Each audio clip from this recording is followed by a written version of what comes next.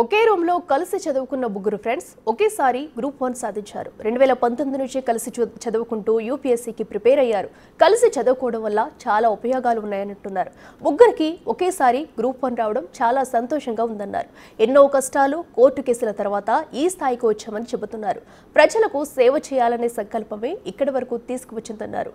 Group 1 లాంటి పోస్టులకు prepare అయ్యేటప్పుడు విద్యార్థులు క్రమశిక్షణగా ఉండాలని సూచించారు. దీనిపై మరింత సమాచారం మా ప్రతినిధి పాపన్ అందిస్తారు. తెలంగాణ ఏర్పడిన 12 సంవత్సరాల తర్వాత మొదటిసారిగా గ్రూప్ 1 ఉద్యోగులు అయితే రాబోతున్నారు. యువరక్తంతో యంగ్ పీపుల్ వారు సాధించిన గ్రూప్ 1 ఉద్యోగులకు సంబంధించిన పత్రాలను అయితే రేవంత్ రెడ్డి చేతుల మీదుగా తీసుకున్నారు. ప్రస్తుతం మనతోటి ఇక్కడ ఒక ముగ్గురు ఇంట్రెస్టింగ్ పర్సన్ కనిపిస్తున్నారు. ఎందుకంటే నార్మల్గా ఎవరికైనా రూమ్మేట్స్ అనగానే ఒకరికి ఇద్దరికి వస్తుంది, కానీ వీరు ముగ్గురికి కూడా ముగ్గురికి కూడా గ్రూప్ 1 ఉద్యోగం రావడం వీళ్ళందరూ చాలా సంతోషం ఉందంటూ కూడా చెప్తున్నారు. ఎందుకంటే కలిసి చదువుకున్నారు, వాళ్ళ స్ట్రాటజీ ఏంది, మిగతా విషయాలను వాళ్ళని అడిగి తెలుసుకుందాం. అన్న, మీకు ఏ డిపార్ట్మెంట్లో పోస్టింగ్స్ వచ్చినాయి, మీ ముగ్గురు బ్యాక్గ్రౌండ్ ఏంటి? నేను డిప్యూటీ సూపరింటెండెంట్ ఆఫ్ పోలీస్ కేటగిరీలో సెలెక్ట్ అయ్యాను. నా బ్యాక్గ్రౌండ్ అగ్రికల్చర్ బ్యాక్గ్రౌండే. ఎడ్యుకేషనల్ బ్యాక్గ్రౌండ్ వచ్చేసి నేను మామూలుగా డిగ్రీ కంప్లీట్ చేశాను గవర్నమెంట్ కాలేజ్. మా కాలేజ్ వచ్చేసి silver Jubilee government degree college. అక్కడ నేను డిగ్రీ కంప్లీట్ చేసి మళ్ళీ ఉస్మాన్ యూనివర్సిటీలో పీజీ చేశాము. తర్వాత నుంచి మేము 2019 నుంచి దీని సివిల్ సర్వీసెస్ అని ప్రిపేర్ అయ్యి దాని తర్వాత గ్రూప్ 1 నోటిఫికేషన్ 2022లో విడుదల చేయడం జరిగింది. అప్పటి నుంచి మేము గ్రూప్ 1 ప్రిపేర్ అయ్యి ఎన్నో ప్రాబ్లమ్స్ వచ్చినాయి. దీని మధ్యలో ఎన్నోసార్లు 2 టైమ్స్ క్యాన్సిల్ అవ్వడము, తర్వాత మళ్ళీ జరగడము, అట్లీస్ట్ ఇంకా లాస్ట్గా ఫైనల్గా సక్సెస్ రీచ్ అయ్యాము. ఇంకా అది ఎంతో దీని వెనుక నా కృషి, మా తల్లిదండ్రుల కృషి, మా కుటుంబ సభ్యుల కృషి, మా అత్త మామ అందరూ ఎంతో కృషి చేశారు. మా మామకు ఎప్పుడు చిరకాల స్వప్నం ఉండే సివిల్ సర్వీస్లో కావాలని, అది లాస్ట్కు ఇలా నెరవేరిందనమాట. అలా జరిగింది. అంటే మీ ముగ్గురు కూడా రూమ్మేట్స్కి జాబ్ రావడానికి గల కారణం ఏమేమి ఉంటుంది? అదే మన చిన్నపాటి టిప్ ఉంటే మా ప్రేక్షకులకి. కార్తిక్ అసిస్టెంట్ ట్రెజరీగా సెలెక్ట్ అయ్యాడు. పృథ్వీ ఏమో మండల్ పరిషత్ డెవలప్మెంట్ ఆఫీస్ సెలెక్ట్ అయ్యాను. నేను కార్తిక్ ఇంటర్లో కూడా కాలేజ్ మేట్స్, ప్లస్ డిగ్రీలో కూడా మేము ఇద్దరం కాలేజ్ మేట్స్. ఇద్దరం గవర్నమెంట్ కాలేజ్ గురుకుల కాలేజ్లోనే చదువుకున్నాము. ఇద్దరము ఇంకా తల్లిదండ్రులు మామూలు బ్యాక్గ్రౌండ్ నుంచి రావడం వల్ల ఇద్దరం కష్టపడి చదువుకునే వాళ్ళము. సో అతనికి తెలిసింది నాకు చెప్పేవాడు, నాకు తెలిసింది అతను చెప్పేవాడు. సో ఇద్దరం మళ్ళీ గవర్నమెంట్ ఎంప్లాయీసే. నేను కమర్షియల్ ట్యాక్స్ డిపార్ట్మెంట్లో పనిచేస్తాను, ఆయన పంచాయతీరాజ్ ఇరిగేషన్లో పనిచేస్తాడు. సో ఆ నేపథ్యం ఉండడం వల్ల ఇద్దరం షేర్ చేసుకోవడము, నా నోట్స్ ఆయన తీసుకోవడం, ఆయన నోట్స్ నేను తీసుకోవడం వల్ల సో దాట్ హెల్ప్స్ అనమాట. వెన్ స్టడీ అనేది కంబైన్గా చేస్తే ఎప్పుడైనా హెల్ప్ అవుతుంది. అట్లా చేయడం వల్ల మేము ఇద్దరం క్రాక్ చేస్తాం ఇద్దరం ఎగ్జామ్స్. సార్, మీరు చెప్పండి, మీరు కంబైన్డ్ ప్రిపేర్ అయ్యేటప్పుడు కానివ్వండి, ఎగ్జామ్ రాసేటప్పుడు ఎన్నో కోర్టు కేసులు ఇవన్నీ జరుగుతున్నప్పుడు మీరు ఆ ప్రెజర్ని ఎలా హ్యాండిల్ చేశారు? మేము ముందే అనుకున్నాము, ఒకసారి ఆ కోర్టు కేసెస్ ఏంటి అని ఒకసారి అనాలిసిస్ చేసుకొని ఇది ఏది చేసినా ప్రభుత్వం వెళ్తుంది అని మేము ఫిక్స్ అయినాం, చదువుకున్నాం. చాలామంది డిస్టర్బ్ అయ్యారు, కానీ మేము కాలేదు. ఒకసారి మాట్లాడుకొని అవుతుందా కాదా అంటే మాకు అవుతుంది అని అనిపించింది. మేము చదవడం ఎక్కడ ఆపలేదు, దానికి తగ్గట్టుగానే ఎగ్జామ్ అయింది, రాసాము, సెలెక్ట్ అయ్యాము.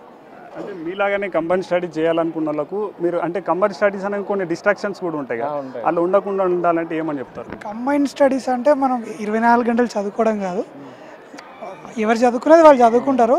ఎక్కడ వాల్యుయేషన్స్ కావాలో నేను అన్నని అడిగి తెలుసుకుంటా, కార్తిక్ బ్రోని అడిగి తెలుసుకుంటా, అలా వాళ్ళకి ఏదైనా నేను చెప్పేది ఉంటుంది వాళ్ళకి చెప్తా.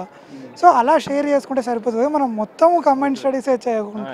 వయసు రీత్యా చిన్నవాడు ఇద్దరు, మేమిద్దరము ఒకటే ఏజ్, ఇద్దరేమో 2 years చిన్నవాడు. అయినా సరే మేము అలాంటి భేదాలు లేకుండా కలిసి చదువుకునే వాళ్ళం. ఎగ్జామ్ కూడా మేము ఒకటే రూమ్, యాక్చువల్గా మాకు సెంటర్ అలా అన్ని కలిసి పడ్డాయి.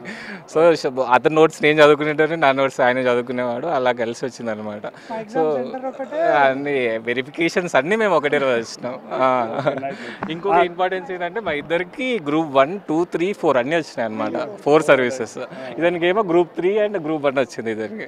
అలా మేము 1, 2, 3, 4 అన్ని క్రాక్ చేసాం గ్రూప్ సర్వీసెస్ మొత్తం. వెరీ నైస్ అన్న మీ స్టోరీ వినడానికి. కార్తిక్ గారు, మీరు చెప్పండి, ఇంతకుముందు సీఎం రేవంత్ రెడ్డి గారు మాట్లాడేటప్పుడు కూడా మీ అందరి మీద చాలా ఆశతోటి తెలంగాణ భవిష్యత్తు ఉన్నదన్నట్టు కూడా చెప్పారు. కాబట్టి మీరందరూ తెలంగాణ భవిష్యత్తును, తెలంగాణ పునర్నిర్మాణం ఎలా చేపట్టబోతున్నారు? ముందుగా నేను నా యొక్క నేపథ్యాన్ని చెప్పదలుచుకున్నాను. మేమంతా కూడా నేనైతే పూర్ ఫ్యామిలీ బ్యాక్గ్రౌండ్ నుంచి వచ్చాను. అందరూ కూడా maximum 90% of the candidates CM చెప్పినట్లు పూర్ బ్యాక్గ్రౌండ్ నుంచి వచ్చారు. నా స్కూలింగ్ అంతా కూడా మా ఊర్లోనే జరిగింది. ఇంటర్మీడియట్ ఎడ్యుకేషన్ వచ్చేసి తెలంగాణ రాష్ట్ర బాలుర గురుకుల జూనియర్ కళాశాల సర్వేల నుంచి మేము చదువుకున్నాము. గురుకులంలో చదువుకోవడం వల్ల అప్పటి నుంచే ఒడిదొడుకులను ఎదుర్కోవడం అనేది అలవాటైపోయింది. తదనంతరం కూడా ఫైనాన్షియల్ ప్రాబ్లమ్స్ వల్ల మళ్ళీ డిగ్రీ ఎడ్యుకేషన్కి వెళ్ళడం జరిగింది. అంటే వేరే కార్పొరేట్ ఎడ్యుకేషన్ తీసుకోవాలన్నా కానీ స్తోమత లేక గురుకులానికి వెళ్ళాల్సి వచ్చింది. డిగ్రీ కూడా గురుకుల కళాశాలలో చదువుకున్నాము. తదనంతరం PG MA English Osman university నుంచి తీసుకున్నాము. మేమంతా కూడా స్వయం కృషితో అందరము కలిసి చదువుకొని ఈ స్థాయికి వచ్చాము. 2020 నుంచి కూడా నేను 2021 నుంచి నేను ప్రభుత్వ ఉద్యోగంలో ఉన్నాను. ఉంటూనే చదువుకుంటూ ఈ స్థాయికి రావడం జరిగింది. సమాజంలో మన వంతు కృషి మనం చేస్తే సరిపోతుంది అనేది నా ఒక ఉద్దేశము. దానికి పర్టికులర్గా చేయాల్సిందంటూ ఏముండదు. మనకు తోచింది మన మనసాక్షిగా జనాలకి ఎటువంటిదైతే సహాయం చేయాలనుకుంటున్నామో అది చేస్తే సరిపోతుంది నా యొక్క ఉద్దేశం. ఓకే, వీళ్ళ ముగ్గురితోటి మాట్లాడిన తర్వాత తెలిసింది ఏంటంటే వాళ్ళ కుటుంబ నేపథ్యం, వాళ్ళు పడిన పరిస్థితులే వారికి మోటివేషన్గా, ఎటువంటి డిస్ట్రాక్షన్స్కు లొంగకుండా వాళ్ళందరూ కలిసి చదువుకోవడం వల్లనే ఇలాంటి విజయం సాధించారన్నట్టు కూడా చెప్తున్నారు. రాబోయే రోజులలో తెలంగాణ సమాజానికి కావాల్సిందంతా కూడా మేము స్వయం కృషితోటి అందరం కష్టపడుకుంటూ అందిస్తామంటూ కూడా ఈ గ్రూప్ 1 అభ్యర్థులు అయితే, గ్రూప్ 1 ఉద్యోగులు అయితే చెప్తున్నారు. వీడియో జర్నలిస్ట్ వేణుతో మొగుల పాపన్న.